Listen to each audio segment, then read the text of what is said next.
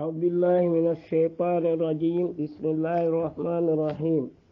الحمد لله رب العالمين والصلاة والسلام على أشرف المرسلين سيدنا محمد وعلى آله وأصحابه ومن تبعهم بإحسان إلى يوم الدين أما بعد الله سبحانه وتعالى تنتظر من سبا من سكالنك وقول أم دسالة كلا بالا كيسان نمو بالانا صحابو لنمو مبلا تعالى تعالى ونمو فجلن الكيام نولو be karanta ba mol be konton na ani Madina Foundation for Deen ani majmuat ahlut tawhid ba fulan umyo be ko assalamu alaikum wa rahmatullahi wa barakatuh alnat ba'd malam al-amin sidi fatih muruntana kananda darso tentene memo fiqhu al-muyassar kitab as-siyam bimbe bunda sabanyawalto ولم مستحبات الصيام ومكروهاته سوى كانوا فيولو أنا لكم فيول وفيه مسألتان أكو مسألة فلا ولا بيجي مسألة الأولى مسألة فلوني مستحبات الصيام سوى كانوا كول يستحب للصائم أن يراعي في صومه الأمور الطالية أكو ينين كانوا سنة فلا كانتروك على سنة كولا من كناتين أول فلو السهور سورو لقوله صلى الله عليه وسلم تسحروا فإن في السهور بركة كلا لنكم كان كافكو السورو كي كاتو سورو بركة بيجي من حديث البخاري في العالم مسلم أقول يتحقق السهور بكثير الطعام وقليله أقصورو كا تما كتونيا يا سيان لبان ورام فويا دويان بمعنى يدومرو سيان ولا يا دويان سورو كا كانيان ولو بجرأة الماء أقهني بجيل منا وفغي وصل ووقت السهور سورو آتو من منتصف الليل كبو سورو تلانتيتو إلى طلوع الفجر فجن الفجر بفرلا وواتو بيمو سورواتو كفلان جاو ولا من تأخير السهور ولا من ينين كانوا قرية سورو دكندي لحديث زيد بن ثابت لا حديثه كان قال تسحرنا مع رسول الله صلى الله عليه وسلم أقول سورو كن من كلا با كساني نمو باي ثم قال قمنا إلى الصلاة ناتا ولك أبو سورولا كتا سلول قلت أدي سفيلا لا كونكايكو كم بينهما كايكو واتجل تاتا سوروني الله سلوتيما قال زيد كايكو قدر قراءة 50 آية أكايكو آية تلولو كرام كنتو درون ولا بينا سوروني سلوتيما تأجيل الفطرة ako sabanya wala mu ka sunteo fanan korontondi sunteo ka ke juna ka korontondi fa yustahabu lisa'im ta'jil al-fitr yenin kan sunnaye puraye tariya ya la sunteo ke bimana sunteo ni aya korontondi mata tahaqqaqa ghurub ash-shams ako wate nin tilola boyo to nyaayata tilola boyo na to nyaayata doro سنة ينتهي على صوته فأن سهل بن سعد يا متى سهل سعد بن رضي الله عنه المال جنالama أن نبي قال النبي صلى الله عليه وسلم كسن مباهي قال لا يزال الناس بخير موتب ولا خيركم ما أجل الفطور واتو من يسونتي ونين كورنتون واتو نمول يسونتي كورنتون درون itabola kairo kon ni hadiso bukhari ya fila ani muslim ko bari kuma kawo muslim la kuma kawo kulani jawo yemen kanu sumoto al iftar ala rutabat wala mu suntai la na ya soto ayin tamare kitu ne yalo akatara ne te munkuri mulun ke ka fa rutab sali tamare to ay sumotai wala kanai فإن يجد نامو سطو التمرات أسي من تمري دوتا من تمري جارو أي سوتي ولا وأن تكون وترا أدو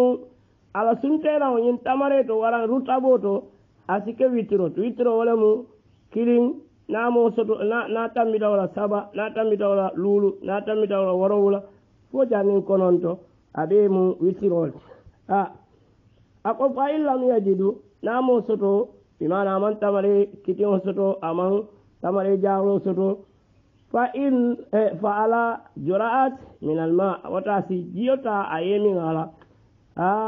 li hadis anas la hadiso kan radiyallahu anhu alama radiyallahu qala anas ko kana rasulullah sallallahu alaihi wasallam ala kilaba tarta kisani nemo baye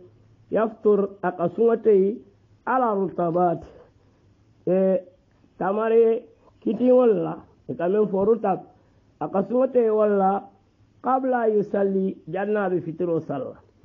fa illam takun rutabat natara amanyin tamare kiti wosude kamen forutab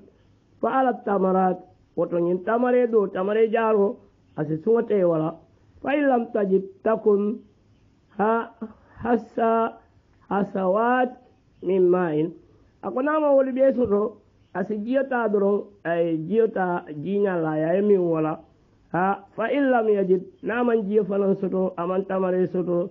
wala na ko fa illam yajid say naman fendo soto be sumote la menna na wal fitra bi qalbihi asu sunte ngania asondomo kono kaje ko nganno sumote ile wa yakfihi dhalika ako ya wasal wa ya awasal fellulun jawa yenen kanu sunnae addu'a endal fit wala ko sunna yenin kanae wato ne abe sumote ila ay du'a ka amanke ko konko be la doro ni nata ko mane kunnan kol kamenke ye tari adoro ye je yani wonde ani drago kunnan kol wonde bari ye du'a ke ye dala wosi ala ye hajol men be la ye ala dani arjana ye aldani dunyani alkiyamala ila sunte wato wa asna isiyam ana la sumo wato fanan kono li qawlihi sallallahu alaihi wasallam ako kila ba kisani nemu ba la nyum kuma kan salasatun la taruddu da'awatuhum ako mo sababe kerin walla du'a ala buka murondi as-sa'im hatta yuftar ako sunna na sunta han fa ya la sumote nay ala dani doron ala kala du'a nyin jarida wal imamul adil ani nyaton ko men tilin al mamulen ba man sakilen ba ban nyaton ko mi ala tilinta o fana na du'a ta ala kala du'a mutale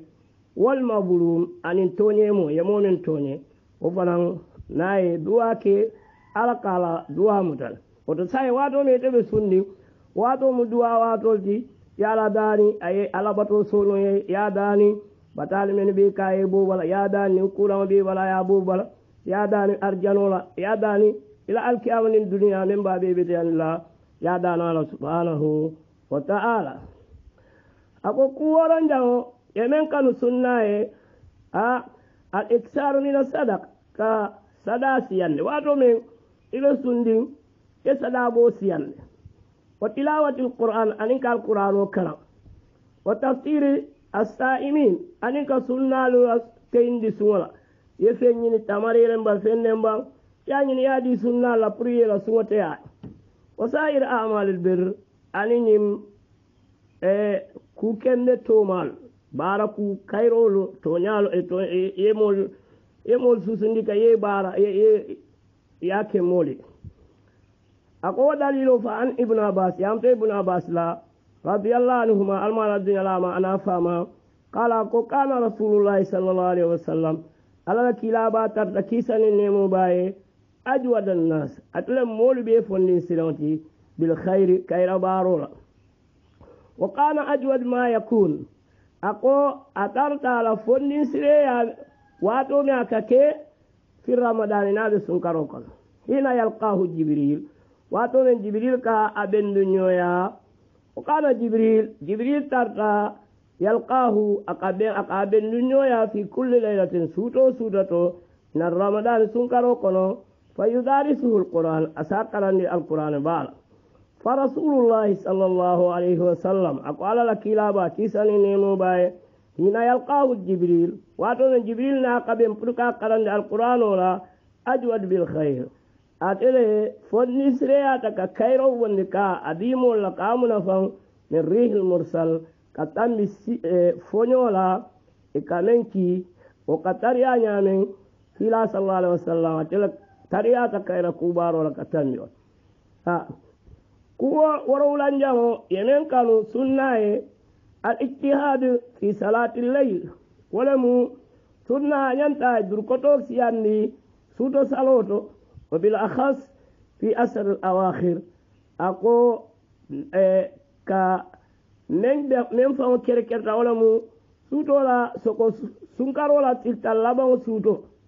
anyanta ay durkodo ke wokono suto salola ina ramadan sunkaro kono fa an aisha yamta aisha radhiyallahu anha alama ala dunyala aisha tala kana nabiy sallallahu alaihi wasallam ako kilaba sallallahu alaihi wasallam alala annabiyum ba atarta idha dakhala al-asr in sunkaro la tilta laban duntanan saddal mi'dar aka tewsitle wa ahya laylahu aya sutolu balundi wa aikada ahlahu ayala dimbayal kunin puri yaw suto saloni yasiyandi wal umumihi qawlihi sallallahu alaihi wasallam anin kilala nyin kuma kawla mumero man qama ramadan mome yesunkarolo imanan limaniya kamma واحتسابا أن ينجكو كما غفر له ما تقدم من ذنبه على سكافرو كماري يمن تنبين لي إلى جنوب كوبارول كما نازلو سوتو أتفنمو على بطول تياقنو سنين أمان كو نازلو مفرالولتي باي فوسي نانتا ولا يلو نمو ميالونكو أكيتورا للوبا إفنانسي سيجي kila ko sallallahu alaihi wasallama momen salta asita anda korita lolale akalola la talantele soto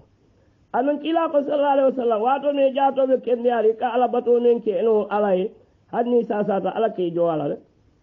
bari biri be kende ari ka lole ka suto be sale ni sasare bu ka lolo ala de jola ila barajo kamilo la ala fondi sire ya wartale ako kusa injao al-itimar wala mu ka umra siyandi sunkaro kono ka umra siyandi sunkaro kono tolu malon fonna fuare yalen bang na fentiyolu mbukawo kebake isaje jang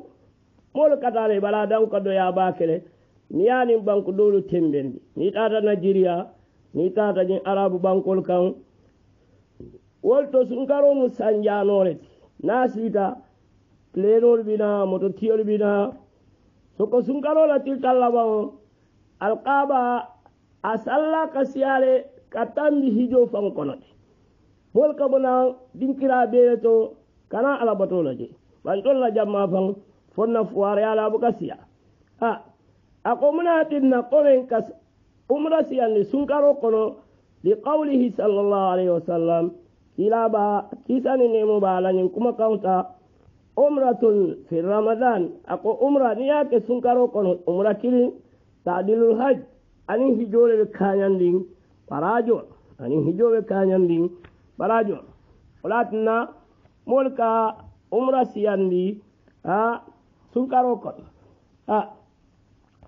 ako ku kono to jaw le mulabawti yemen kanu sunkaro kono wala mu sunna ala nyin kuma kawo moye me yanen aya fa ko ndebe sunni afa ko ndebe sunni ako men jeten ko kila ba sallallahu alaihi wasallam ya fo hadithu to nyame ako idha kana yawm sawmukum sawmu ahadukum naldo kilin ala sullu wasita bimana be suwala wala yarfus akana rafasu wala mukasutia musola nin ko men ke sutiya ni musola wala sakhab akana sonko fananke anin yone wa kana wal fananke fa in sabahu ahad nimmo kiliyanen aw qatalahu wala yakele falyaqul sunna safa ko inni mur'un sa'imun ndemo mole timbe sundin ndemo sonko nyasoto mbe sundin ñunnen fenti kitab tiye men samalan suwala kanu fiangolto sai ala mas'alatu sani ala mas'ala fulanya makruhati siyam ye fiangol men kon sunna praye bara ako yukra yanyin kon fi haqqi sa'im sunna la haqqola ala siya ala haqqoto بعض الأمور التي قد تؤدي إلى جرح صومه كو دول من يالونكو والساكنو على سمني برما بمعنى على سمو براجو يتلا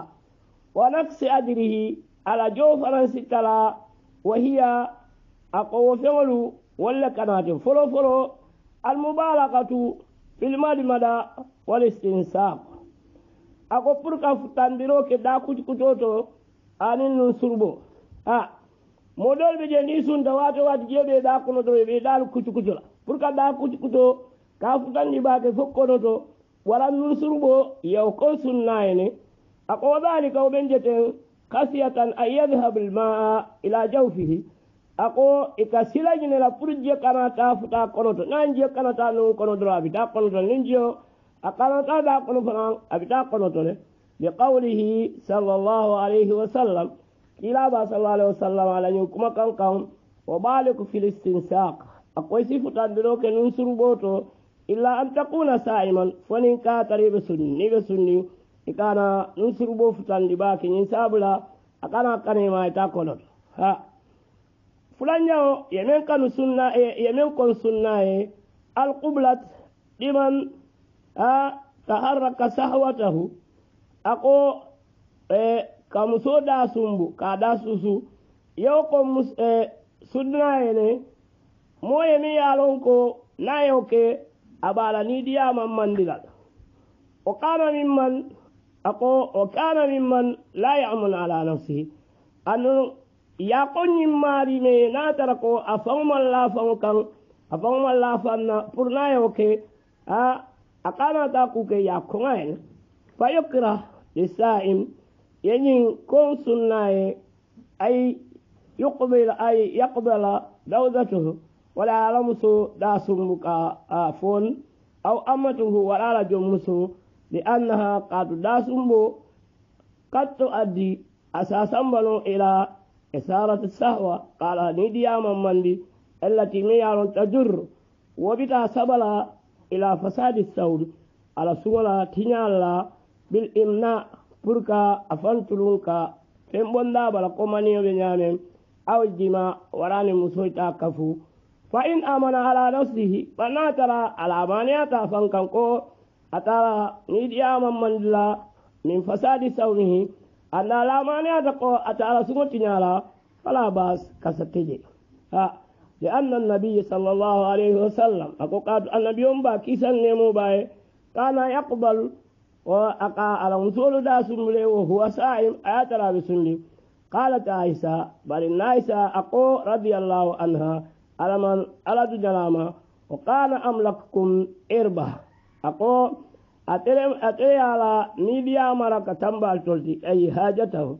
وكذلك أبول نعمة عليه تجنب كل ما من سأنه إسارة سهوتي سناني يين كما كان puru ni nyanta kanna e jamfa ko kuna sala ni diyama mandi ka idamatu nazar ila zawda ko kala muso korosi bake wata to nyabe lori ngala muso kan aw amat warala jom muso aw tafakkur fi sa'an jima wala wata to ke imira ali muso e kafla nyame ke mira o sifalla li annahu qatuna yo mirol ke atemari قد يؤدي إلى إمناء وساتنانو فو في فينتا بلا قماني بنيامي أو الجماع ورنفانا على مسوي تاكف نيمبي يكون سنة كان أكو كوسا بنيو بلغ النخامة بركا هاكو كنو هاكو بركا كنو لأن ذلك أكو قاتو بريه هاكو كنو يصل إلى الجوف وقفت كونتول ويتقوى به أكي إبان بندالا إلى جانب الاستكبار أن ينبو فيومنبو هاقو ننتي والضرر ننتورو الذي يحصل من هذا يفعل من كان ينكولك أقو كنا ننجاو ذوق الطعام ينكون سنة كان كدومرو نيني لغير حاجة ممن كي سولو كانتي فإن كان حاجة محتاجا أقنات رابي سولارين إلى ذلك وقولا كي يكون طباخا كمن أمارية كتابير لاتي كمسولو يحتاج إلى ذوق منه أماري سولة بركة على كونين كاجو بفالق قوسي دالفامنسي وما أصباه أن من والبمولن تانيو يارين فلا باس كسمان ترى ولا مع هذا بل وفنا نابا كلاسا حكيلوتو من وصول شيء من ذلك برك فين كان أفتاله في من أبانين لا إلى حلقه كفتا قنوتو فاي أكاون قنو فاي تايدون أي فتا قنوتو أكانا أوكي نابي سندي إنن فيولتي يمنو كانوا سنة أني يمنو كوالا كتاب تيوي من سمبنا وصلى الله على نبينا محمد وسلم تسليما كثيرا